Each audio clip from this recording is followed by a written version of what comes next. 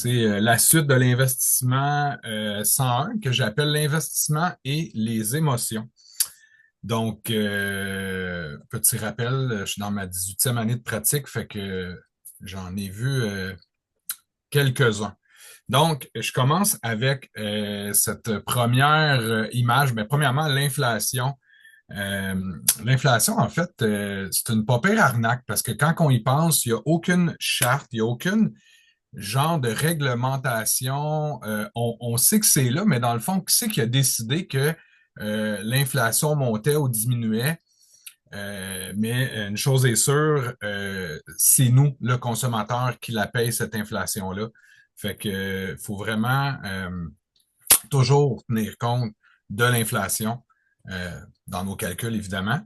Et bon, je n'irai pas dans le trop technique, mais juste regarder la première ligne en haut, si on tient compte d'une inflation de 2%, puis qu'on a un revenu actuellement de 50 000, ben, ça veut dire que dans 5 ans, à 2%, pour avoir le même pouvoir d'achat, ben, il faut être rendu à 55 000, dans 10 ans à 60 000, etc., etc. Donc, c'est vraiment ça une problématique qu'on a vu vraiment, vraiment changer la donne, je dirais, dans les 20 dernières années. Là. Tu sais, fin 90-2000, les fonds de pension ont explosé, le coût de la vie a explosé. Quand je dis que les fonds de pension ont explosé, c'est que euh, il y en a de moins en moins. Donc, les gens doivent se prendre en main pour faire de l'épargne, faire de l'investissement. Puis là, je pourrais rajouter là-dedans l'exemple de la maison, comment coûtait une maison moyenne là, dans l'Anaudière ou dans le Québec. On est rendu, si on prend tout le Québec au complet, là, à 450 000 pour le coût moyen d'une maison. Fait que quand on recule dans les années 80, on avait une maison pour 25-30 000. C'est rendu le coût d'un cabanon aujourd'hui.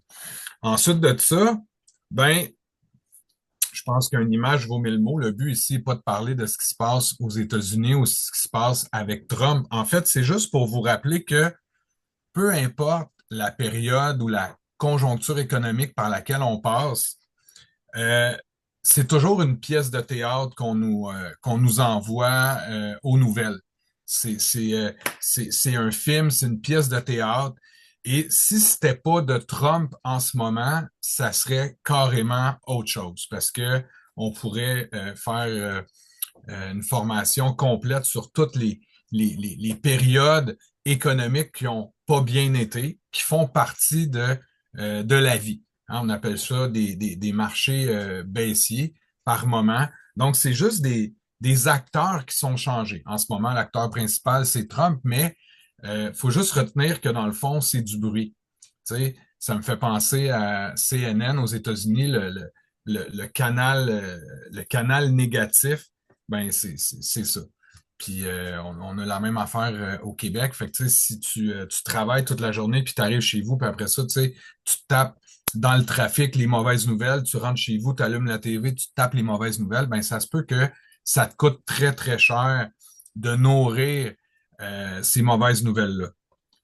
Donc, euh, ça m'amène à vous parler du prochain sujet, en fait, qui s'appelle la volatilité. Donc, la volatilité, ça veut dire quoi? Ben, ça veut dire qu'il va y avoir des baisses de prix, puis il va y avoir des hausses de prix. Donc, on n'a rien inventé, là. C'est pas parce que c'est le marché boursier que c'est comme, ouh, c'est pas normal. En fait, ce qui est pas normal, comme on regarde sur le visuel, c'est que ça soit toujours une ligne droite. Et les gens, c'est ça le paradoxe, c'est qu'ils pensent que ça devrait être la normalité. Pourtant, tu sais, moi, je connais aucun couple que c'est tout le temps une belle ligne tranquille. Je connais aucun entrepreneur que, tu sais, c'est tout le temps une belle ligne de croissance parfaite. Dans tout ce qu'on va entreprendre, il va y avoir des hauts et des bas. Ben, je vous annonce que c'est la même chose dans les marchés boursiers. Et le prix à payer, puis en fait, je devrais dire le prix d'entrée, parce que si tu acceptes qu'il va y avoir des hauts et des bas, tu es correct. Après ça, ben, euh, ça te prend, euh, ça te prend du coaching. Puis, l'autre problème qu'on remarque aujourd'hui, c'est qu'il y a beaucoup, beaucoup d'informations. Et je rencontre énormément de gens qui me partagent souvent leurs informations.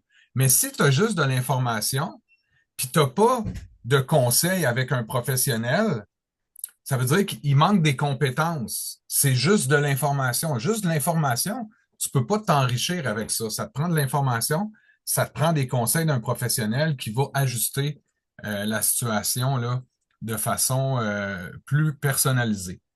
Donc, évidemment, mais quand on rentre dans le marché, puis tu sais, on peut faire un parallèle avec Super C. Le Super C, c'est un marché d'épicerie, mais le marché boursier, c'est un marché comme le Super C.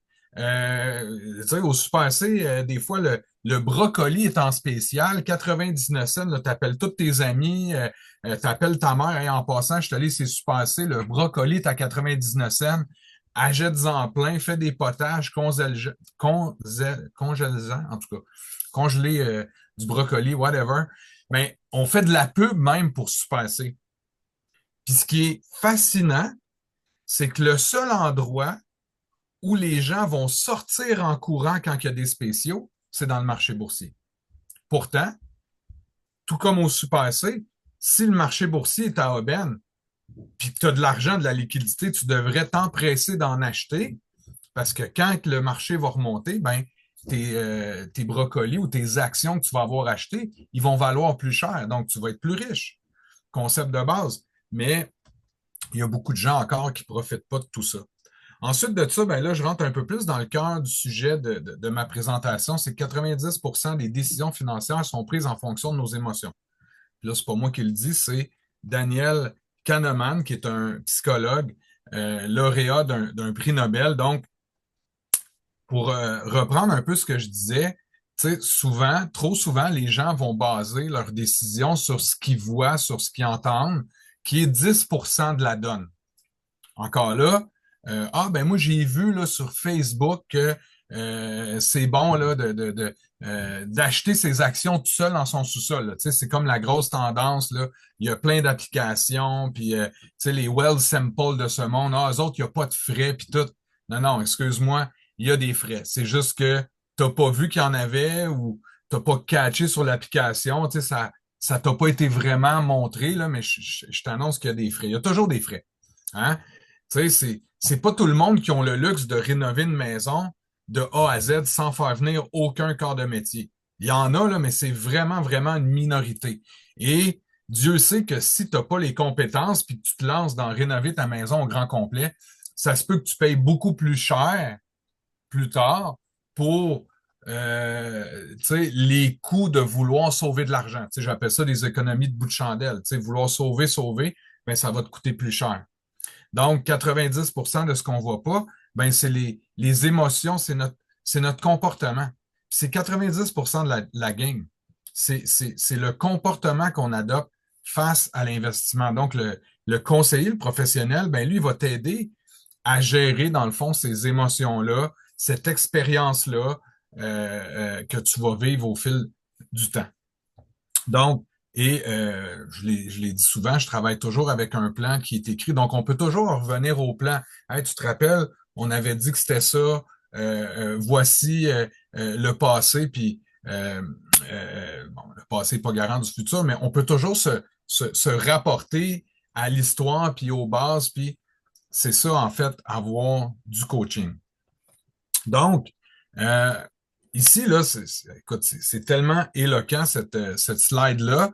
Euh, Prenez là, le petit graphique, le petit rectangle mauve, OK? Bon, c'est écrit 8,12%, on s'en fout. Ça a donné 8,12% pendant 20 ans, un investissement de 10 000 dans ce qu'on appelle le SP 500.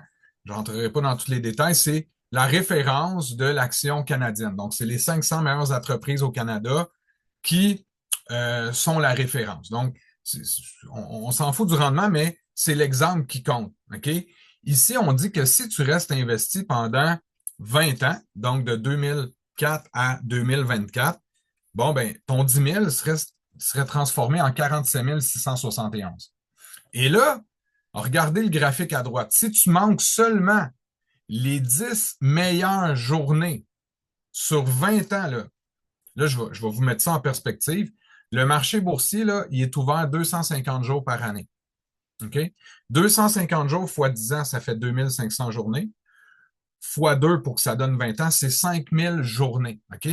Tu fais juste manquer les 10 meilleures journées sur 20 ans, c'est 0,2%.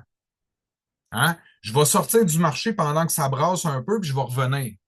Si tu manques les 10 meilleures journées, là, tu passes de 8,12% à 3,53. C'est carrément malade. Puis si tu manques les 20 meilleures journées, ben, tu es à 1,36. Si tu manques les 30 meilleures journées, tu es à moins 0,40 et les 40 meilleures journées, tu es à moins 1,85, puis tu vois ton montant qui se dilapide totalement. Donc, c'est comme en affaires. Si tu veux réussir en affaires, ben, il faut que tu restes dans ton projet, dans ton chemin. C'est la même chose en couple. Il n'y a pas de formule miraculeuse. Tu dois rester investi.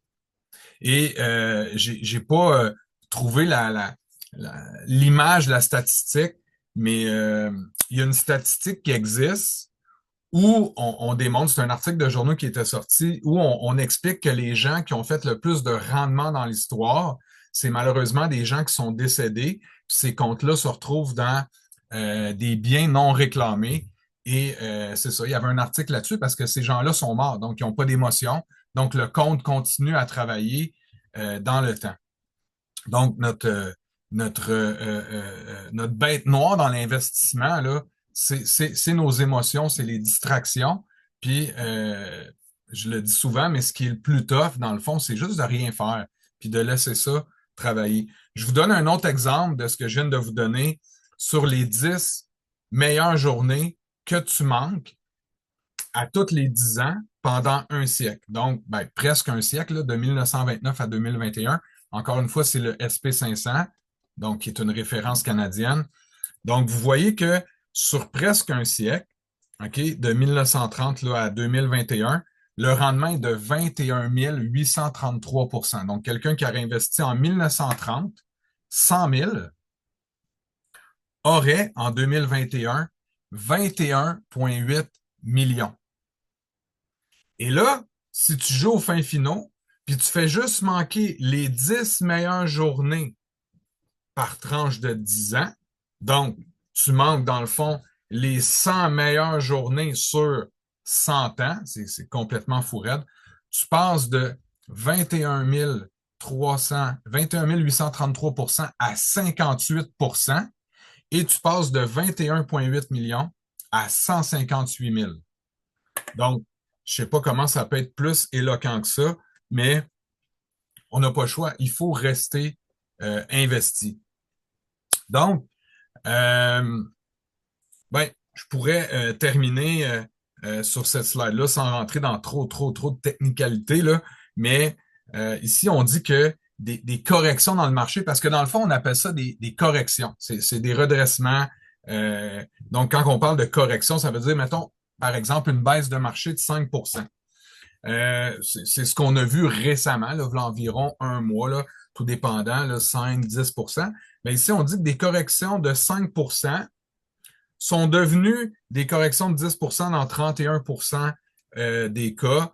Des corrections de 10% sont devenues des corrections de 15% dans 46% des cas. Fait que vous voyez que euh, plus que ça va, plus que l'écart est assez mince.